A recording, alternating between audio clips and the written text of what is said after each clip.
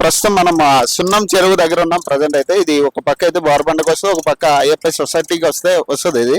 So సున్నం చెరువు దగ్గరగా దాదాపు లెక్కల ప్రకారం అయితే దగ్గర 32 ఎకరాల చెరువు అని చెప్పేసి చెప్తున్నారు దీన్ని. సో ప్రస్తుతం అయితే ఈ హైడ్రా అనేది హైదరాబాద్ లో సంచలనం సృష్టిస్తున్న పరిస్థితి మనకు తెలిసిందే.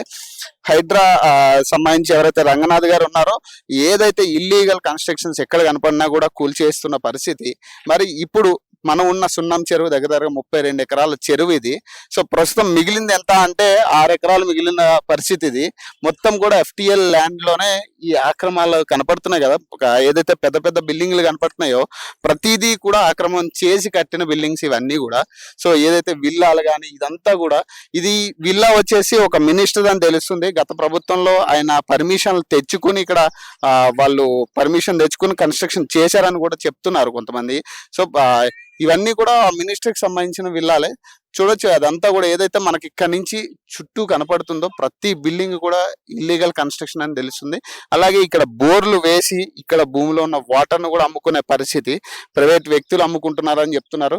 చూడొచ్చు ఇక్కడ వ్యాన్లు కానీ, వాటర్ సప్లై వ్యాన్లు కానీ చూడొచ్చు, అక్కడ వ్యాన్లు కూడా వస్తున్నాయి. ఒకసారి అటు చూపి, ఒకసారి ఆ వాటర్ ట్యాంకర్ వ్యాన్లు కూడా వస్తున్నాయి, చూపించవచ్చు అదే. సో ప్రజెంట్ అయితే ఇక్కడ మనం హైడ్రాకి సంబంధించి మాట్లాడుకుంటే ఇల్లీగల్ బిల్డింగ్స్ కట్టి కూలగొట్టడం కానీ అంత ఓకే, మంచి విషయమే. కానీ మరి ఈ ఎందుకు పట్టించుకోవట్లేదు అనేది ఒక క్వశ్చన్ మార్క్ గా కనపడుతుంది. చూడొచ్చు అదే ఇల్లీగల్ గా వాళ్ళు ప్రైవేట్ వ్యక్తులే అమ్ముకుంటారు ఇక్కడ బోర్లు తవ్వుకుని. ఇది ఇప్పుడు మనం ఉన్నదంతా కూడా చెరువే, ఇదంతా కూడా చెరువే. ఇది మొత్తం చూసుకుంటే 32 ఎకరాల చెరువులో 6 ఎకరాల చెరువు మిగిలిందంటే చూడొచ్చు ఎంత దోపిడీ ఇక్కడ జరిగి ఉండొచ్చు, ఎంత ఇల్లీగల్ కన్స్ట్రక్షన్ జరిగితే 6 ఎకరాల చెరువు మిగులుతుందా. చూడొచ్చు అక్కడ మొత్తం కూడా ఏదైతే బిల్డింగ్ ఉందో ప్రతి బిల్డింగ్ కూడా కబ్జా చేసిన బిల్డింగ్ ఏదంతా కూడా. చూడొచ్చు అంటే ప్రజెంట్ అయితే ఈ చెరువు దగ్గరికి వెళ్దాం, అసలు చెరువు పరిస్థితి ఎట్లా ఉంది ఏందనేది. సో చెరువు పరిస్థితి చూడొచ్చు, మొత్తం కూడా అంటే 32 ఎకరాల చెరువులో 6 ఎకరాల చెరువు మాత్రమే మిగిలిందని చెప్తున్నారు స్థానికులు. అంటే ఎంత కబ్జా గురైందంటే చూడొచ్చు, ఈ చెరువు చుట్టూరు కూడా మనకు కనబడుతున్న ప్రతి బిల్డింగ్ కూడా కబ్జా చేసిన బిల్డింగ్ అని చెప్తున్నారు పర్టికులర్ గా. అలాగే కొన్ని బిల్డింగ్లు కూల్చినా కూడా మళ్ళీ రీకన్స్ట్రక్షన్ చేస్తున్నారు. ఇటీవల కూల్చిన బిల్డింగ్స్ ఎన్నో ఉన్నాయి, GHMC బిల్డింగ్ అండర్ లో కూల్చిన బిల్డింగ్స్ ఉన్నాయి. మరి వాటిని ఎందుకు మళ్ళీ రీకన్స్ట్రక్షన్ చేస్తున్నారు అనేది ఒక తీరు. సో ప్రజెంట్ అయితే ఇక్కడ మనం చూసుకోవచ్చు, ప్రతి కబ్జాకు గురవుతున్న ఎన్నో చెరువులు ఉన్నాయి. మరి వీటిని ఎందుకు రంగనాథ్ గారు పట్టించుకోవట్లేదు అనేది కొంతమంది క్వశ్చన్ చేస్తున్నారు. మరి దీనికి సంబంధించి ఎందుకు మాట్లాడట్లేదు, ఎందుకంటే గతంలో కూడా రేవంత్ రెడ్డి గారు ఇదే సున్నం చెరువు దగ్గరికి వచ్చి మాట్లాడిన పరిస్థితి కూడా ఉంది. రేవంత్ రెడ్డి అధికారంలోకి వచ్చిన తర్వాత, BRS పార్టీ అధికారంలోకి వచ్చిన తర్వాత ఇక్కడ కబ్జాలు జరుగుతున్నాయని చెప్పి స్వయంగా రేవంత్ రెడ్డి గారు దీని మీద మాట్లాడడం జరిగింది, యాక్షన్ తీసుకోవాలని చెప్పడం జరిగింది.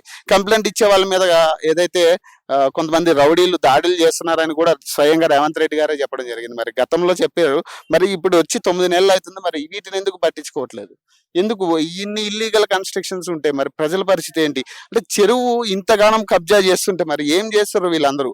సో ప్రజెంట్ అయితే ఇది పరిస్థితి. ప్రస్తుతం అయితే చూడొచ్చు, అంటే ఈ చెరువు చుట్టూరు కూడా మట్టితో కప్పి ఇక్కడ కబ్జా చేసినట్టుగా క్లియర్ గా కనపడుతుంది. సో అంటే దీనికి సంబంధించి ఏంటంటే ఎవ్వరూ కూడా పట్టించుకోని పరిస్థితి. అంటే గతంలో ఏదైతే BRS పార్టీ ఉన్నప్పుడే వాళ్ళు చెప్పారు, BRS పార్టీలో ఇది కబ్జా గురైందని చెప్పేసి రేవంత్ రెడ్డి మాట్లాడిన పరిస్థితి. ఇది సర్వే నంబర్ 13 కిందకి వస్తే శేర్లింగంపల్లి దీనికి వస్తుంది. దీనికి ఆర్కేపూడి గాంధీ ఎమ్మెల్యేగా ఉన్నారు ఇప్పుడు ప్రజెంట్ అయితే ఇక్కడ. మరి ఇది ఎందుకు పట్టించుకోవట్లేదు అనేది ఒక ప్రశ్న. ఎందుకంటే రంగనాథ్ గారు ప్రతిదీ కూలుస్తున్నారు, చిన్నదైనా పెద్దదైనా ఎక్కడైనా కానీ కూల్చే పరిస్థితి అయితే కనపడుతుంది. అందరూ కూడా దాన్ని ఆహ్వానిస్తారు. కానీ మరి ఇట్లాంటివి ఎందుకు వదిలేస్తున్నట్టు, అంటే ఈ పర్మిషన్ ఉన్నాయా లేకపోతే ఏంది? అంటే ఈ కబ్జా క్లియర్ కట్ గా తెలుస్తుంది కదా కబ్జా అని చెప్పేసి. అంటే ఏంటంటే ఇప్పుడు దగ్గర 32 ఎకరాల చెరువు అంటే ఎంత ఇది, అంటే న్యాచురల్ రిసోర్సెస్ ని ఇంత ఘోరంగా పాడు చేస్తున్నప్పుడు మరి దీన్ని ఎందుకు యాక్షన్ తీసుకోవట్లేదు, ఎందుకు ఇక్కడ ఎందుకు ఇవన్నీ కూడా కూల్చే పరిస్థితి కనపడట్లేదు ఎందుకు? అంటే ఇప్పుడు షెడ్ల విషయంలో కానీ ఇప్పుడు లోపలికి వెళ్ళే ప్రయత్నం చేద్దాం ప్రశ్న అయితే. ఎందుకంటే లోపల కూడా చాలా వరకు కూడా కబ్జా కనపడుతుంది, క్లియర్ గా కనపడుతుంది. సో అది అటుపక్క కానీ ఇటుపక్క కానీ క్లియర్ కట్ గా తెలుస్తుంది ఏంటంటే ఇది కబ్జా గురైంది అనేది క్లియర్ గా. ఎందుకంటే BRS పార్టీ ఉన్నప్పుడు కూడా కొంతమంది ఇక్కడ పర్మిషన్లు తెచ్చుకుని కబ్జా చేసిరని చెప్పి స్వయంగా రేవంత్ రెడ్డి చెప్పిన పరిస్థితి. మరి ఇప్పుడు ఎందుకు ఇవి రంగనాథ్ గారు కానీ ఎందుకు ఇటు రావట్లేదు, ఇవి ఎందుకు కూల్చే ప్రయత్నం చేయట్లేదు? ఎందుకంటే పెద్ద పెద్ద కన్స్ట్రక్షన్ జరుగుతున్నాయి ఇక్కడ. చూడొచ్చు అంటే ఈ ప్రాపర్టీ కూడా చూడొచ్చు.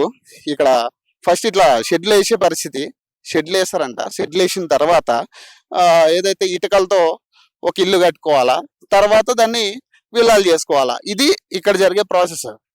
సో చూడొచ్చు, ఇదిగో this property and belongs to plot number Singareddy. ఏది క్లియర్గా, this property belongs to Singireddy Jaganmohan Reddy అంట. మరి ఆయన ఎవరు? ఆ జగన్మోహన్ రెడ్డి ఎవరు? మరి సింగిరెడ్డి జగన్మోహన్ రెడ్డి ఎవరైనా. సో నెంబర్ కూడా పెట్టారు, నాట్ ఫర్ సేల్ అంట. సో చూడొచ్చు అంటే ఇంత ఘోరంగా కబ్జా చేస్తారు. ఇంకా లోపలికి వెళ్తే ఇంకా చాలా ఉన్నాయి. ఇక్కడ కూల్ చేసినవి కూడా ఉన్నాయి. కూల్ చేసిన తర్వాత అక్కడ బిల్డింగ్లు కట్టేవి కూడా ఉన్నాయి. ఇప్పుడు అక్కడ ఏదైతే కన్స్ట్రక్షన్ అవుతున్న బిల్డింగ్ ఉందో అది కూడా కబ్జా చేసింది. అది పక్కా కబ్జా చేసిన బిల్డింగ్ అది. సో మరి ఇంత ఘోరమా? చూడండి, ఈ లోపలికి వెళ్ళే కొద్ది ఇక వస్తానే ఉన్నాయి. ఇక ఇల్లు కబ్జాలు చేసినాయి. అది చిన్నగా ఇగో అక్కడ సిమెంట్ ఇది ఆల్రెడీ అక్కడ వర్క్ జరుగుతుంది. చూడొచ్చు, అక్కడ కన్స్ట్రక్షన్ వర్క్ జరుగుతుంది. అపార్ట్మెంట్స్ వర్క్, కన్స్ట్రక్షన్ వర్క్ జరుగుతుంది. అది చూపి అదే సరే, ఆడ కన్స్ట్రక్షన్ వర్క్ జరుగుతుంది ఆడ. సో మరి ఎంత కూడా కబ్జా అని చెప్తుర్రు. మరి ఎందుకు మరి దీని మీద యాక్షన్ తీసుకోవట్లేదు రంగనాథ్ గారు కానీ ఇవన్నీ ఎందుకు యాక్షన్ తీసుకోవట్లేదు? ఇప్పుడు ఇది క్లియర్ కట్ గా ఇక్కడ కన్స్ట్రక్షన్ జరుగుతుంది. ఇప్పుడు ఇక్కడ వాటర్ ట్యాంకులు కానీ సర్వీస్ జరుగుతుంది. ఇక్కడ మొత్తం ఇల్లీగల్ కన్స్ట్రక్షన్ ఉంది. 32 ఎకరాల ఏదైతే చెరువు కబ్జా చేస్తే మరి ఇదంతా కూడా కన్స్ట్రక్షన్ ఎందుకు ఆపట్లేదు? ఇప్పుడు ఇది ఆల్రెడీ కూల్చినవి ఉన్నాయి. చూడొచ్చు, సిమెంట్ తో కట్టినవి కూల్చినవి ఉన్నాయి.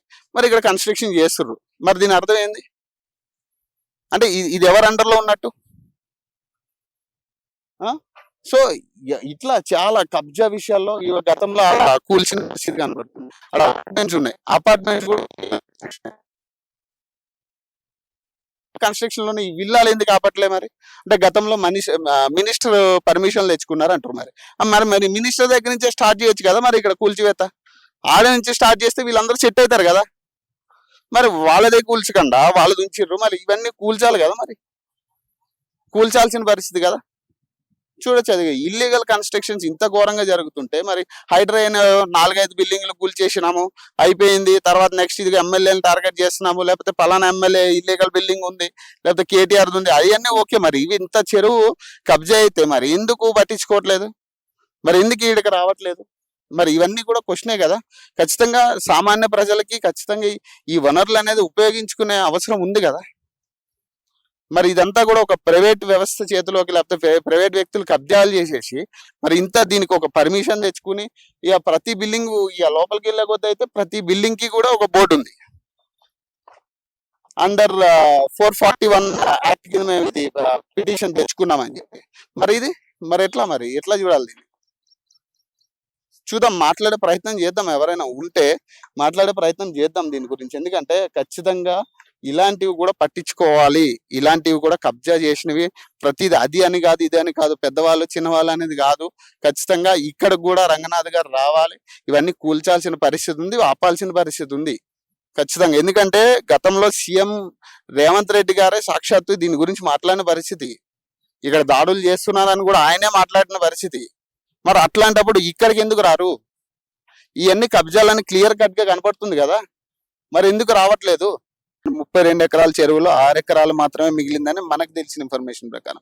సో అంటే చూడాలంటే ఏదైనా కూడా కబ్జా విషయంలో ఇట్లాంటి ఇల్లీగల్ బిల్డింగ్స్ కానీ ఏవైనా కూడా ఉంటే ఖచ్చితంగా వీటి మీద కూడా యాక్షన్ తీసుకోవాలి. ఎక్కడో ఏదో చేసాము లేకపోతే 1-2 బిల్డింగ్స్ కూల్చాము అనేది కాదు కదా. ఖచ్చితంగా వీటి మీద కూడా ఒక యాక్షన్ ఉండాలి. ఎందుకంటే ఈ వీళ్ళ ద్వారా వీళ్ళని చూసుకుని మిగతా వాళ్ళు కూడా ఇక్కడ బిల్డింగ్స్ కట్టిన పరిస్థితి ఉంటుంది. ఎందుకంటే ఈ విల్లాలను బేస్ చేసుకుని చాలా మంది స్థానికులు కూడా ధైర్యం వస్తుంది ఖచ్చితంగా. ఎందుకంటే ఇవి కూల్చలేదు, మనలో ఎట్లా కూలుస్తారు అనేది ఖచ్చితంగా ఉంటుంది.